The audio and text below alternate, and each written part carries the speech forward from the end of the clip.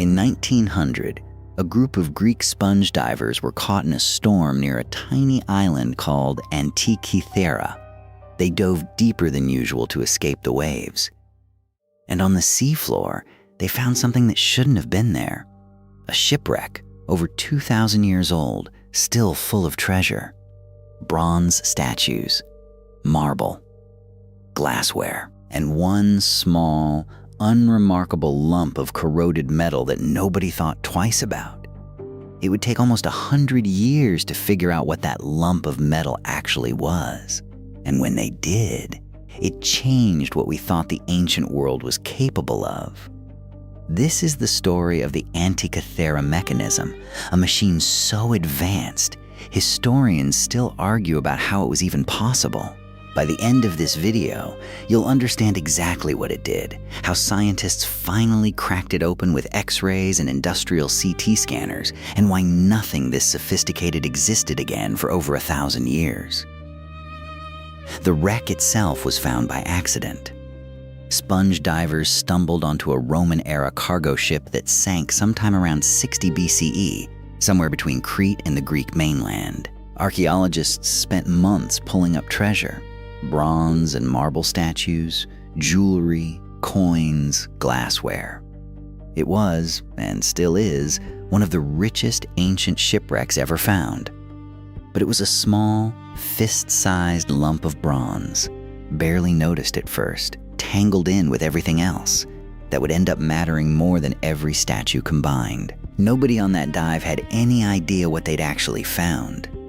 In 1902, an archaeologist named Valerios Stais was going through the wreck's finds when he noticed something odd embedded in one of the bronze fragments: a gear wheel. A precise, toothed gear. The kind you'd expect from a clock, not from ancient Greece. It made no sense. Nothing that mechanically advanced was supposed to exist for another 1,000 years. Most historians dismissed it or filed it away as a curiosity too strange to explain. For decades, the fragments sat in a drawer at the National Archaeological Museum in Athens, barely studied. It would take 50 years, and a technology that didn't exist yet, before anyone dared take it seriously. In the 1950s, a British science historian named Derek de Solla Price became obsessed with those fragments.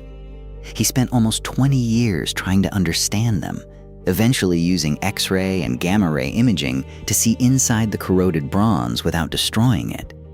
What he found stunned him. Not one gear, but dozens, meshed together in a complex train. In 1974, Price published his conclusion. This was some kind of ancient astronomical calculating device. Almost nobody fully believed him. The images were too blurry, too ambiguous to prove exactly what the machine actually did. The technology to really read the mechanism's secrets still didn't exist. It would take another 30 years, and a machine that weighed 8 tons.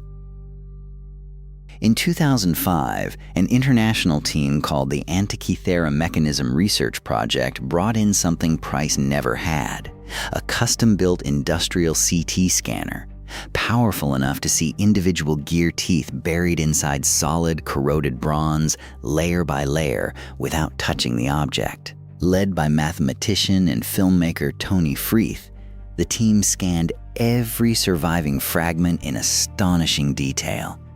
And this time, the picture that came back left no room for doubt.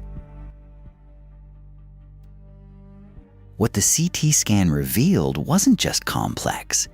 It was a machine that shouldn't have been possible for another 1,000 years. The mechanism had at least 30 surviving bronze gears. Researchers believe the original had even more. Turn a hand crank, and the gears would move dials on the front and back of the device, tracking the position of the sun and moon through the zodiac, predicting solar and lunar eclipses years in advance, and even accounting for the moon's irregular orbit. A wobble in its speed that Greek astronomers had only just worked out mathematically. Tiny inscriptions covered the mechanism's surface. Thousands of Greek characters, some smaller than the text on this screen. and they turned out to be a kind of user manual explaining what each dial meant.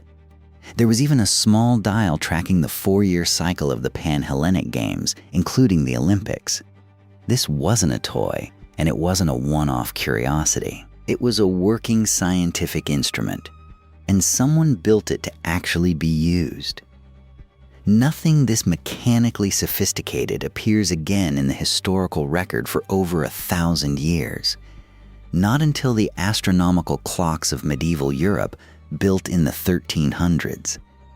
For over a millennium, it looks like humanity simply lost the ability to build something like this. Or, and this is where it gets stranger, maybe we just haven't found the others yet. Because a machine this refined doesn't usually appear out of nowhere. It implies earlier versions, workshops, a tradition of instrument makers refining the design over generations. Ancient writers, including the Roman politician Cicero, actually described similar devices. Bronze spheres that modeled the movements of the sun, moon, and planets, first built by Archimedes, and later, he says, by the astronomer Posidonius on the island of Rhodes. Rhodes was one of the major centers of astronomy in the ancient Mediterranean. It's entirely possible the Antikythera Mechanism was built there, in a workshop tradition we still know almost nothing about. If that's true, this wasn't one act of genius. It was the last surviving piece of an entire lost industry. We still don't know exactly who built the mechanism pulled from that wreck. We don't know how many machines like it once existed, or why. After Rome conquered the Greek world, this level of craftsmanship seems to disappear from the record. What we do know is what the fragments themselves prove, beyond any real doubt. Over 2,000 years ago, someone in the ancient world could design and build precision-geared machinery to model the sky. Not myth, not legend. An actual bronze object sitting in a museum in Athens right now that had to exist before anyone would even believe it was possible. So the real question isn't whether people in the ancient world were capable of something like this. They clearly were. The real question is, what else did they build that we simply haven't found yet?